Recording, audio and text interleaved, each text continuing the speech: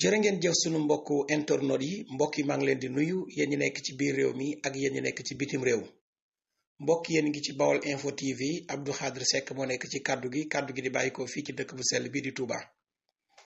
mbokki nag di ñëw di wax inna lillahi wa inna ilayhi rajiun.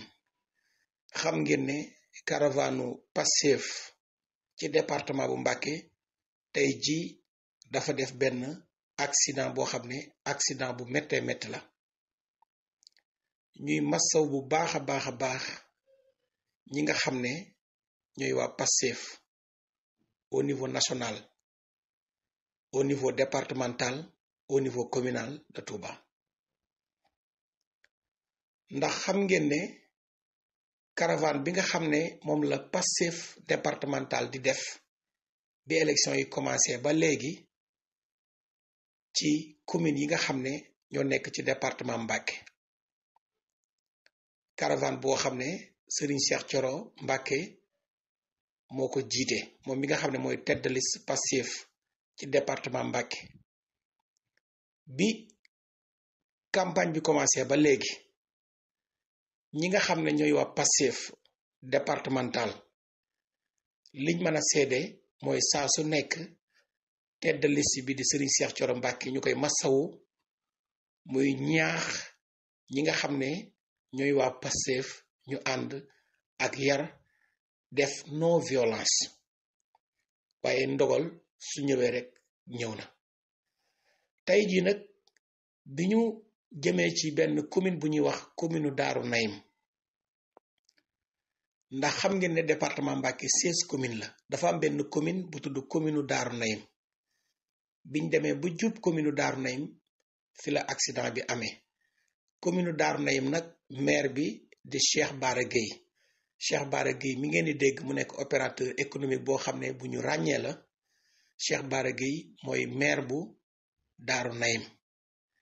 ndax fan yi ñu génn dégg ngeen ñu ne am na maire yi nekk ci département yi yu Serigne Cheikh Thioro Mbacké yóbbu ci Ousmane Sonko.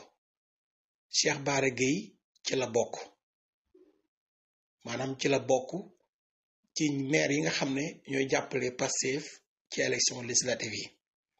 bi accident bi amee nag benn pick-up moo dérapé daanu, am ñu bari ñu ci am ay gaañu am kenn ku ñuy wax Modou Tall koo xam ne moo ci ñàkk bakkanam. ñi nga xam ne ñoo ci am ay gaañu yóbbu nañ leen ci hôpital Cheikhul Khadim ba pare di sàkku ñi nga xam ne ñoo mën a maye deret ñu ñëw ci hôpital bi maye deret ngir ñi nga xam ne ñoo am ay gaañu. bi loolu amee nag ki nga xam ne mooy njiitul Pastef di Ousmane Sonko bi mu yëgee mbir mi moom tamit yëkkati na ay kàddu massawu ñi nga xam ne ñooy waa Pastef départemental, waaye massawu bu baax a baax ki nga xam ne mooy Modou Tall ay mbokkam, di ñaan yàlla suñu borom sotti ko yërmande. mbokk yi nag ki nga xam ne tamit mooy Serigne Cheikh Thioro Mbacké moom tamit bi accident bi amee, ndax mu nekk koo xam ne ku bari yërmande la, mu am benn générosité bu jéggi dayo bu nekk ci moom tim dund na mbir mi ak tiis, waaye tamit nangu na li nga xam ne mooy dogalu yàlla sunu borom. ñu koy massawu bu baax a baax di rafetlu nag taxawaayam ci département bi, di rafetlu taxawaayam ci Touba. ndax bi campagne bi commencé ci liñ mën a seede mooy li mu wax mooy bu kenn def benn mbumbaay ci commune bii di commune Touba. commune Touba nañ fi def ay porte à porte, nañ fi def visite de proximité, nañu def ay panel di waxtaan ci vision Sénégal 2050. programme boobu lañu jagleel commune Touba. yeneen communes yi nga xam ne nag ñoo nekk ci monde rural bi ci la caravane bi di dem ci yeneen communes yi.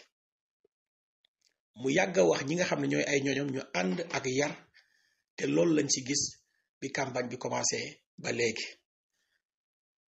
mais doomu aadama bi ak bëgg-bëggam, waaye yàlla suñ borom ak i dogalam. kon ñuy ñaanal Modou Tall mi nga xam ne moo ci wàññeeku, yàlla suñu borom sotti ko yërmande. ndaw yi nga xam ne ñoom lañ gis fii ci Pastef boo leen xoolee da ngay am ci ñoom yërmande ndax bëgg gi ñu bëgg réew mi ak ni ñu bëggee changement am kon mbokk yi loolu mooy xibaar bi.